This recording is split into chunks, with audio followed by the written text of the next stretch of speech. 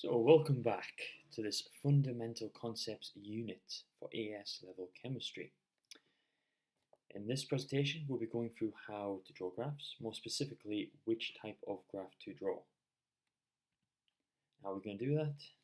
We're first going to look at the variables which are displayed on a graph. And depending on what type of data you have, you're going to be able to understand which type of graph to draw.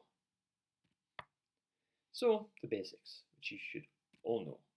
And now we have the two axes, the y-axis, which is the vertical line, and the x-axis, which is the horizontal line.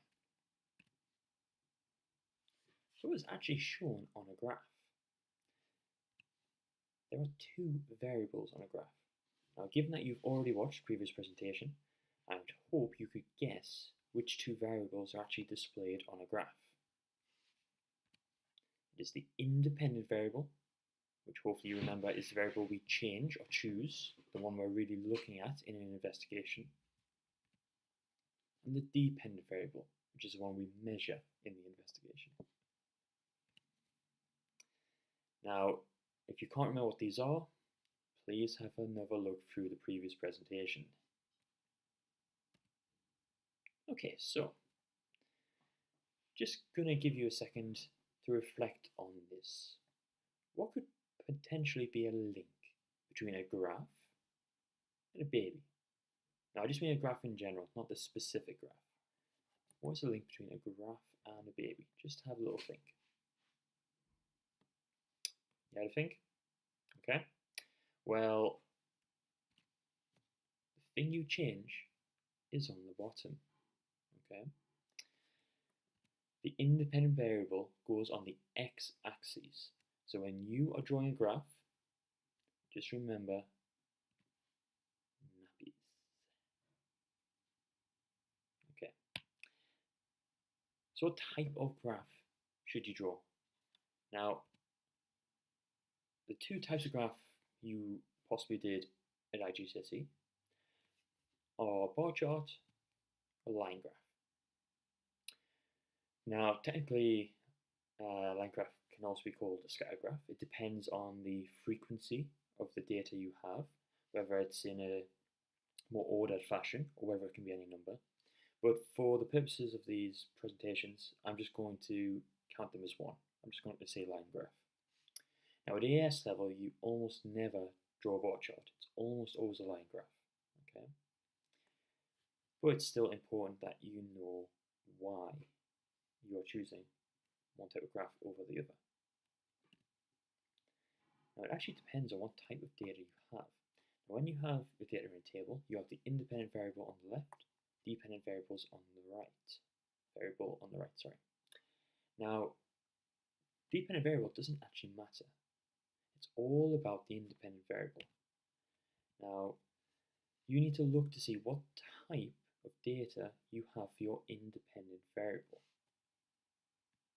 Now, this might actually be a little bit confusing.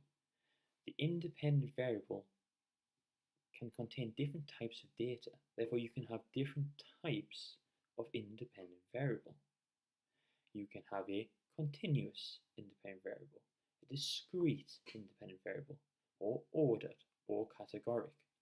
These are just different types of independent variable. Okay? So let's have a quick look at these. Now, the first two are both number variables, continuous and discrete. So continuous is data which can technically be any number. So examples given there, height, speed. Now, technically, you could have a height of 1.658799216 meters. Obviously, you wouldn't measure yourself like that, but technically you could. If you had a precise enough measuring equipment, you could measure to that level of precision. So it could technically be any number. Discrete, on the other hand, can only be certain numbers. For instance, if you are counting how many flowers are in a field, it would be a whole number. You can't really have parts of a flower. Another example there is British shoe size. Okay. Now, in this system, you can have whole numbers. You can also have half numbers, for instance, 5.5. But you can't have 5.6297. You wouldn't go into a shop and ask for one of those. Shoe size is only a certain value, therefore it is a discrete variable. The other two types of independent variable are non-numeric.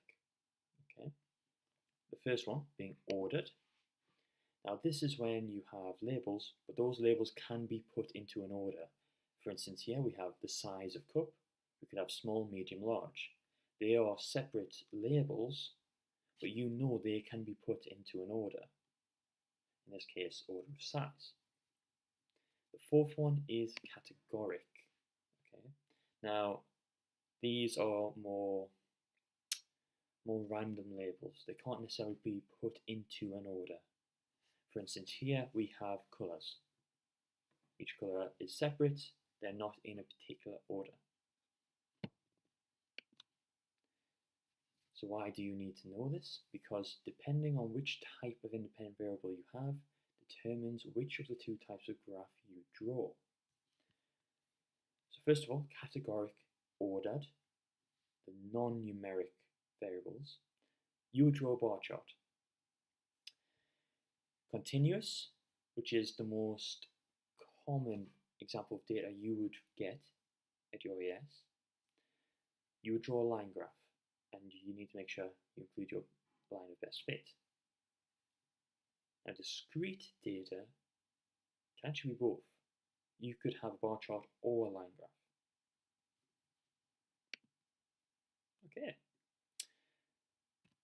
So hopefully, you know which type of variable goes on each axis. You should be able to choose the correct graph for the data you have. Once again, if you didn't understand any of that, please have another look through. And don't forget to fill in your notes and to write down any questions you still have from this presentation.